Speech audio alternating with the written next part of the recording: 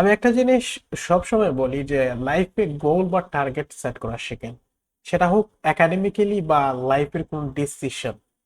আপনার যদি টার্গেট হয় যে 6.5, সেক্ষেত্রে আপনি কি করতে হবে যে সেই 6.5 অনুযায়ী আপনাকে প্ল্যান করতে হবে, স্ট্র্যাটেজি তৈরি করতে হবে। কিন্তু আপনার যদি প্ল্যান হয় 8 বা 8.5, সেক্ষেত্রে আপনাকে সে অনুযায়ী প্ল্যান করতে হবে। এখন আপনার টার্গেট বা গোলটা কিভাবে সেট করবেন? আপনার টার্গেট বা গোল হচ্ছে আপনার যেমন 6.5 প্লাস, এটা হচ্ছে আপনার, এটা হলে হয়ে যাচ্ছে। বাট আপনার টার্গেটটাও 6.5 হওয়া উচিত, কিন্তু আপনি টার্গেট করতেছেন কি 7.5 বা 8 প্লাস। 8 প্লাস বেসিক্যালি আপনি এটা প্রায়োরিটি দিচ্ছেন, যেটা হচ্ছে কি এক্সট্রা প্রেশার ক্রিয়েট করে। আপনার যদি 6.5-এ হয়ে যায়, সেক্ষেত্রে 6.5টা প্রথমে কিভাবে অ্যাচিভ করা যায় সেটাতে মনোযোগ দিন।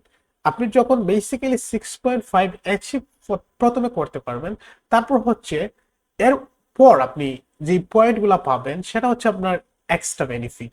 এরপর যদি আপনি 7.5ও পেয়ে যান, সেটা কি আপনার বোনাস পয়েন্ট। বাট আপনার 6.5টা আগে অ্যাচিভ হচ্ছে কিনা এই জিনিসটা দেখা অনেক বেশি জরুরি।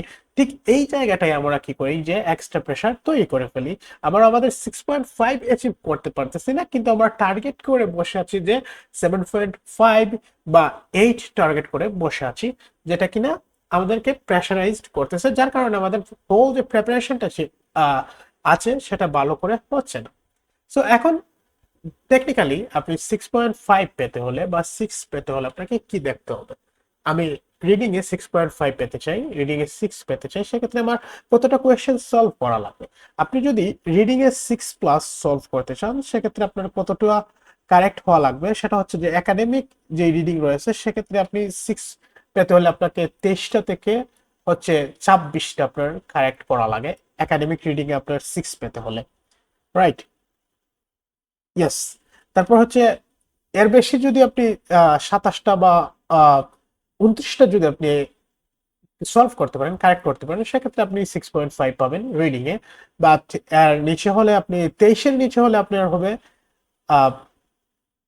5.5। সো এখন আপনার হচ্ছে, ধরেন আপনার টার্গেট হচ্ছে 6 পয়েন্ট, যেটা আমরা বললাম যে 6 পয়েন্ট যদি টার্গেট হয়, তাহলে আপনার টার্গেটটা হওয়া উচিত যে 23 থেকে 26টা আপনার কারেক্ট হচ্ছে কিনা, এই লেভেলের অ্যান্সার আপনি ঠিকঠাক মতো কারেক্ট করতে পারতেছেন কিনা, এটা আপনার প্রথম ফার্স্ট যে প্রায়োরিটি সেটা হওয়া উচিত। এবং সে অনুযায়ী আপনার স্ট্র্যাটেজি সাজানো উচিত। এখন স্ট্র্যাটেজি সাজানোর ক্ষেত্রে আপনার প্রথমেই যে জিনিসটা আসে সেটা হচ্ছে যে কোয়েশ্চেন টাইপস। আপনি কোয়েশ্চেন টাইপস গুলো ভালোভাবে বুঝতে পারছেন কিনা। বিভিন্ন ধরনের কোয়েশ্চেন টাইপ রয়েছে। আহ, বিশেষ করে আহ, 8 ধরনের কোয়েশ্চেনটা একটু বেশি এসে থাকে, যেমন সেন্টেন্স কমপ্লিশন বা সামারি কমপ্লিশন, ফ্লো চার্ট, এগুলো। তারপর হচ্ছে শর্ট অ্যান্সার, ডায়াগ্রাম। এছাড়াও এমসিকিউ রয়েছে, ট্রু ফলস রয়েছে, ম্যাচিং হেডিংস রয়েছে। এখন আপনি যখন কোয়েশ্চেন টাইপ গুলো প্র্যাকটিস করবেন, যেমন এটা হচ্ছে ম্যাচিং ইনফরমেশন। সো আপনার কাছে প্র্যাকটিস করার পর মনে হতে পারে যে ম্যাচিং ইনফরমেশনটা আমার কাছে কঠিন লাগতেছে। সো আপনি যদি এটা কঠিন লাগে, তাহলে এটাকে প্রথমে সরিয়ে রাখতে পারেন। তারপর আপনি ধীরে ধীরে প্র্যাকটিস করলেন ট্রু ফলস বা টেবিল কমপ্লিশন, এটা সলভ করলেন। এখন এইভাবে যখন আপনি প্রতিটা কোয়েশ্চেন টাইপ সলভ করবেন, আপনার কাছে কি করবে, আপনি যখন রেগুলার সলভ করবেন, তখন আপনার কাছে মনে হবে যে আপনি কোন কোয়েশ্চেনটাতে ভালো করতে পারতেছেন বা কোন কোয়েশ্চেনটাতে ভালো করতে পারতেছেন না। এখন আপনার কোয়েশ্চেন টাইপস সম্পর্কে আপনার জানা হবে। এমসিকিউ এ বা ম্যাচিং ইনফরমেশনে বা সেন্টেন্স এন্ডিংস, কোন ধরনের কোয়েশ্চেন আপনাকে বেশি বদার করতেছে, এই জিনিসটা যখন আপনি ওয়ান্স ফিগার আউট করে ফেলবেন, তখন আপনি কি করতে হবে যে এই পুরো জিনিসটাকে আবার নতুন করে সাজাতে হবে, একটা নতুন স্ট্র্যাটেজি তৈরি করতে হবে যে আমার কি ট্রু ফলস আমার সময় বেশি লাগতেছে বা সেন্টেন্স কমপ্লিশনে আমার বেশি সময় লাগতেছে, তো ওইটা আমি বেশি করে প্র্যাকটিস করব। আবার যদি আপনার কাছে যে জিনিসটা ইজি লাগে, যেমন ট্রু ফলসটা যদি আপনার কাছে ইজি লাগে, তাহলে এটাকে আলাদা ক্যাটাগরিতে নিয়ে আসবেন। অর্থাৎ আপনাকে দুইটা লিস্ট করতে হবে, একটা হচ্ছে আপনার ইজিয়েস্ট কোয়েশ্চেন আর একটা হচ্ছে হার্ডেস্ট কোয়েশ্চেন। তো আপনি ইজিয়েস্ট কোয়েশ্চেন টাইপস গুলো একদিকে রাখবেন, আর হার্ডেস্ট কোয়েশ্চেন টাইপস গুলো আরেক দিকে রাখবেন।